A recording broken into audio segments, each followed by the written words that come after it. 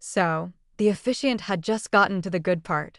You know, if anyone here has any reason why these two should not be joined in holy matrimony, and all that, it's supposed to be a formality, right? A cute, old-fashioned line nobody ever actually responds to. Wrong. From the back of the gorgeous, sun-drenched chapel, a voice I knew all too well screamed, "I do." I object. I didn't even have to turn around. My heart just sank into the pits of my stomach.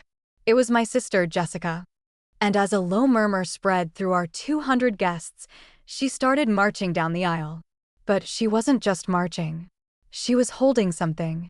A giant, tacky, gold-framed photograph of our parents, holding it up like a protest sign at a rally. My fiancé, Mark, bless his heart, just squeezed my hand so tight I thought he might break my fingers. He leaned in and whispered, "Don't worry. I got this." But I knew this wasn't his battle to fight. It was mine. It was the final boss fight of a war that had been brewing for months and, honestly, for my entire life. To understand how my wedding day turned into a hostage situation with my own sister, we need to go back about a year to a perfectly normal Tuesday night that ended up being the beginning of the end. Let me give you the quick and dirty background. My parents are, for lack of a better word, narcissists. Capital N. My entire childhood was a masterclass in emotional manipulation, gaslighting, and conditional love. Everything was about appearances. How things looked to the neighbors, to the church, to our extended family. It was never about how things actually were. I was the scapegoat, the difficult one, the one who was too sensitive. Why? Because I called them out on their behavior. I had boundaries. And to them, a boundary is an act of war.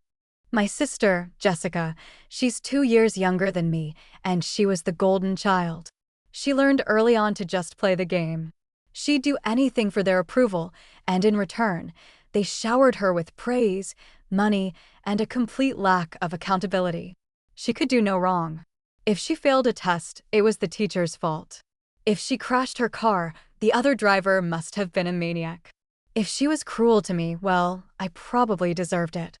We weren't just sisters, we were cast in a play from birth, and she loved her role. I hated mine. So, by the time I was in my late 20s, I had moved 3 states away and put them on a very strict information diet. I was what you'd call low contact. We'd exchange texts on holidays, and I'd endure a painfully superficial phone call on my birthday. It was the only way I could preserve my own sanity. Mark, my now husband, was my saving grace. We met a few years after I moved, and he was the first person who saw the crazy for what it was. He didn't say, "But they're your family." He said, "Wow, that sounds exhausting. I'm so sorry you went through that." He was my peace. He was my normal. So, on that Tuesday night, he proposed. It was perfect. Low-key, in our apartment, with our goofy golden retriever as the only witness. It was just for us. After an hour of crying and laughing and staring at the beautiful ring on my finger, I knew I had to make the calls. My first call was to my best friend. Screaming, crying, joy. Perfect. My second call was to Mark's parents. More joy, happy tears, welcoming me to the family. Amazing. And then, there was the third call. To Jessica. I took a deep breath. "Just rip off the Band-Aid," Mark whispered, rubbing my back. I called her. She picked up on the second ring. "Hey, what's up?" "Hey." "So, I have some really big news," I said, trying to keep my voice light. "Oh my God, you're pregnant," she said, her voice dripping with that weird, competitive tone she always had. "No, definitely not pregnant," I laughed. "Mark and we're engaged." There was a beat of silence. Not a happy, gasp of joy silence. Just dead air. I could practically hear the gears turning in her head. "Wow," she said finally. Her voice was flat. "Engaged. So, when's the wedding?" Not, "Congratulations." Not, "I'm so happy for you." Not, "Let me see the ring." Just, logistics. "We haven't even thought about that yet, it just happened." I said, my excitement already starting to drain away. "Well," she said, and her voice suddenly shifted into this high energy, take charge mode. "Mom and Dad are going to be so excited. Mom has been waiting for this forever. She has a whole binder, you know. We have to call them right now. They're going to want to start planning immediately. The venue, the dress, the guest list." My blood ran cold. A binder. Of course my mother had a wedding binder for a daughter she barely spoke to. It wasn't for me. It was for her. A prop for her perfect family fantasy. Whoa, Jess, slow down, I said, forcing a nervous laugh. Mark and I are paying for this ourselves. We're going to be doing the planning. Don't be silly, she scoffed. You can't afford a real wedding. Dad will pay for it. This is a big deal for the family. You can't just do it on your own. And that's when I knew. This was the moment. The moment I had to draw the line in the sand, not with a stick, but with a goddamn bulldozer. Actually, Jess, I said, my voice firmer now. About that. We're going to be having a small ceremony. And we're not going to be inviting Mom and Dad. The silence that followed was so complete, I thought she might have hung up. I literally checked my phone screen. Then a low, dangerous-sounding laugh came through the speaker. That's not funny, she said. I'm not joking. You are out of your mind, she hissed. You can't not invite your own parents to your wedding. What is wrong with you? What are people going to say? This is the most selfish, cruel, disgusting thing I have ever heard. The barrage of insults just washed over me. I'd been hearing them my whole life. They were like background noise at this point. My decision is final, Jess. This is my wedding. It's about me and Mark. And I am not going to spend the most important day of my life managing their moods, walking on eggshells, and having my happiness treated like a personal insult to them. I'm not doing it. So you're just going to humiliate them? And me? What am I supposed to tell people when they ask why the bride's parents aren't there? You can tell them the truth, I said. That I chose to have a peaceful, happy day. That's when she hung up on me. And that, my friends, was the inciting incident. That was the first volley in what would become a 3-month-long psychological war. I thought maybe she'd cool down. She didn't. Within an hour, my phone started blowing up. It was like she had activated a network of flying monkeys. Aunts, uncles, cousins I hadn't spoken to in years. Aunt Carol, I just heard the news. I am so disappointed in you. Your mother is in tears. After everything they've done for you. My cousin, Mike, hey, just told me you were getting married. Congrats. But she also said you're not inviting your parents? That's pretty messed up, man. The texts were one thing. The voicemails were another. My mother left me a 3-minute-long message that was a perfect symphony of sobs, accusations, and passive-aggressive guilt trips. I just don't know what I did to deserve such a hateful child. I guess I was just too good of a mother. I hope you can be happy, even if you have to destroy your family to do it. I deleted it without a second thought. I was used to that. But Jessica's tactics started to escalate. It wasn't just about sicking the family on me anymore. She started to get personal. A week later, she sent me a barrage of texts. Jess, you know, Mom isn't eating. She's so stressed out about this she's making herself sick. Her heart can't take this. My mom has the constitution of a tank, by the way. Jess, I was looking at old photo albums last night. It's just so sad to see how happy we used to be before you decided you were too good for us. Jess, Dad is thinking about cutting you out of the will. I told him not to, but honestly, can you blame him? I ignored all of it. I blocked the relatives I needed to block, and I put Jessica on mute. Mark and I tried to focus on the joy of being engaged. We found a beautiful venue. I started looking at dresses. We picked our wedding party. I asked my best friend to be my maid of honor. I didn't even bother asking Jessica. I knew what the answer would be. This, of course, was another declaration of war. She found out through a cousin and called me, screaming. You didn't even ask me to be your maid of honor? I'm your sister. Jess, you're trying to ruin my wedding. Why would I ask you to be in it? I asked calmly. I'm not trying to ruin it. I'm trying to save it. I'm trying to save you from making the biggest mistake of your life and destroying this family forever. The family was destroyed a long time ago, Jess. I'm just not pretending anymore. You are such a bitch, she spat. You know what? Fine. Don't invite me. I don't want to be a part of your stupid, pathetic little wedding anyway. Okay, I said. I'll take you off the guest list. I'll miss you, but I respect your decision. I think she expected me to beg, to plead. The fact that I just accepted it so easily seemed to break her brain.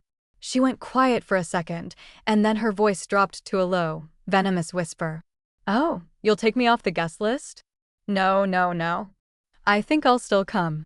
I wouldn't miss it for the world. If you think for 1 second that I'm going to let you have a perfect little day after what you've done to mom and dad, you are so wrong. I will make it my personal mission to make your wedding day an absolute living hell. You will regret this.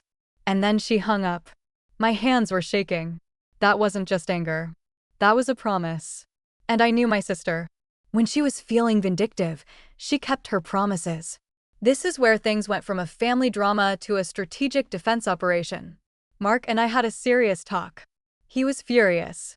He wanted to call her and rip her a new one, but I told him it would be like pouring gasoline on a fire. We just have to lock it down, I said. We give her no information. Nothing. So we did. We password protected all of our vendors. The florist, the caterer, the photographer. The password was something deeply personal she would never guess. We told the venue coordinator that we had a potential security threat and gave her photos of my parents and Jessica, explaining that they were not to be allowed on the property under any circumstances. She was incredibly understanding and promised extra security on the day. I felt insane. I felt like a celebrity hiding from the paparazzi, not a normal person planning a wedding. Every step of the way, this dark cloud of what Jessica might do was hanging over us. And then came the breaking point. The straw that didn't just break the camel's back, but completely obliterated it. About a month before the wedding, I got a message from a cousin. Let's call her Amy. Amy was one of the few on my side. She saw the family dysfunction for what it was. Her message said, "Hey, we need to talk. Call me ASAP. It's about Jessica." I had a knot in my stomach as I dialed her number. "Okay, so don't freak out," Amy started, which is a terrible way to start any conversation. "But I was at your Aunt Carol's house and Jessica was there. And she was bragging about her plan for your wedding." "Her plan?" I asked, my voice barely a whisper. "Yeah, she knows she's not on the list. But she's still on the group chat for your bridal shower that your friend is throwing. She saw the registry link. And she bought you a gift." "A gift?" I was confused. Why would she buy me a gift? "It's not a real gift," Amy said, her voice grim. "She bought that hideous crystal vase from your registry. The expensive one. And she's planning to show up at the chapel before the ceremony starts, saying she's just there to drop off her gift and wish you well. She thinks security will let her in because she's coming in peace. But she has a whole outfit planned. And she's bringing your parents. They're going to wait in the car just off the property." My head was spinning. "So what's the plan?" "They just storm in." "Worse," Amy said. "She's going to get inside, and then, during the ceremony, she's going to get your parents and sneak them in through a side door." She scouted the whole chapel online. She found a service entrance near the back. Her goal is to get them into the back row, right before you say your vows. "So you'll see them," she said, and I quote, "She will have to look her loving parents in the eye as she betrays them." Let's see her say I do then. I felt sick. Genuinely, physically ill. This was a level of premeditated, psychological cruelty that was just breathtaking. It wasn't a spontaneous outburst of anger. It was a calculated plot to inflict the maximum amount of emotional damage on what was supposed to be the happiest day of my life. She wanted to break me. In front of everyone I loved. "Thank you for telling me, Amy," I said, my voice trembling. "Really. Thank you." When I hung up, I just broke down. I sobbed in Mark's arms for a solid hour. All the stress, all the anger, all the hurt from the past few months, from my entire life, it just came pouring out. "That's it," Mark said, his voice like steel. "This is over. She's not getting near you." "But how?" I cried. "She's insane. She'll find a way." "No, she won't," he said, wiping my tears. "Because we're going to be ready for her. She wants to play games? Let's play." A new feeling started to bubble up through the sadness. Rage. Cold, hard, clarifying rage. She wanted to ruin my wedding? My day? The one day that was supposed to be about the beautiful, peaceful life I had built for myself, away from all their poison? No, absolutely not. I was done being the victim.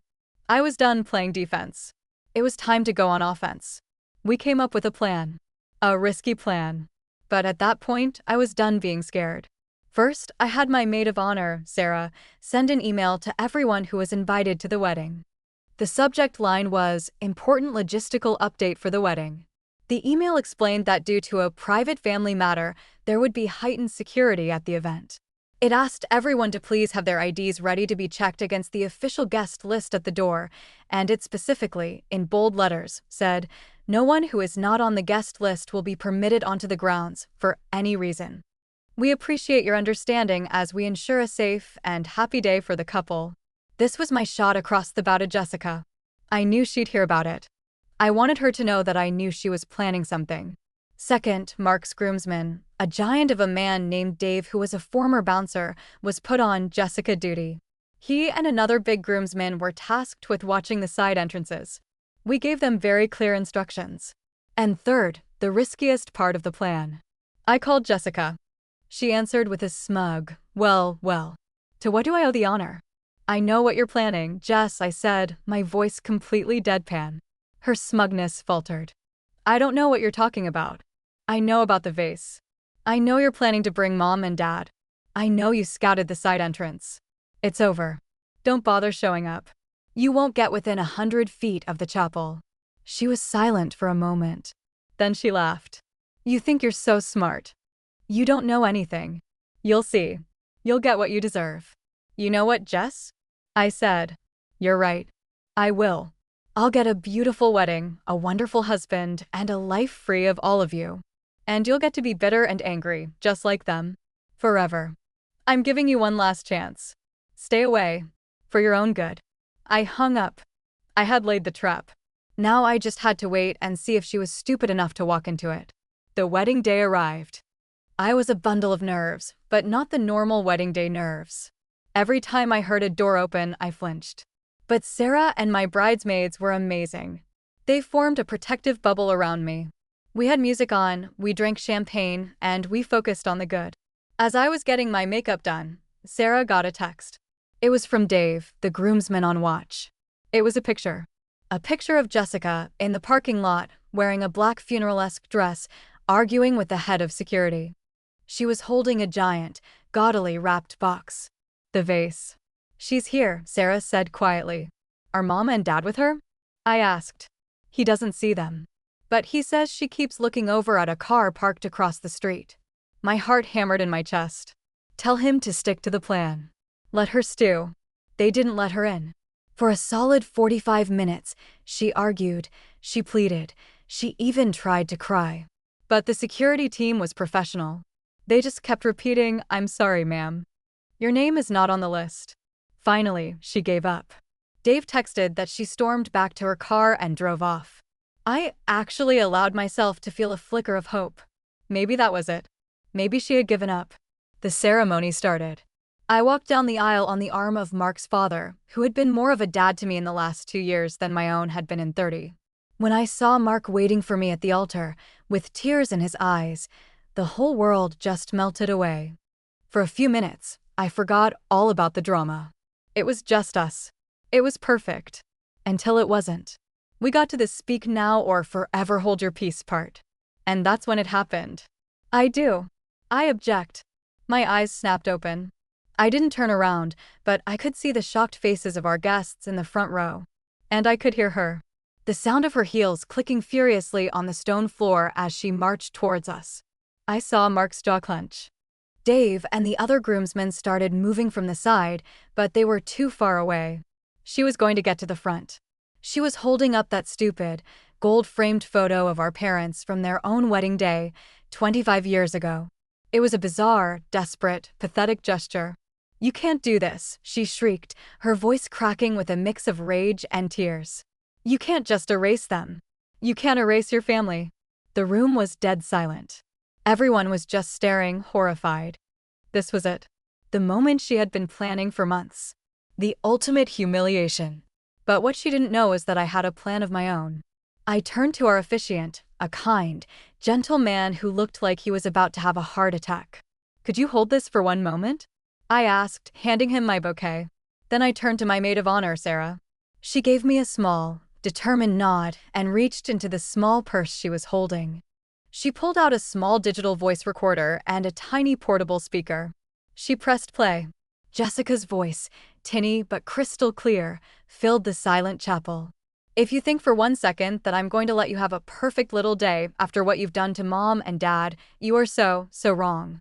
I will make it my personal mission to make your wedding day an absolute living hell. You will regret this. The recording clicked off. The silence that followed was even more profound than before.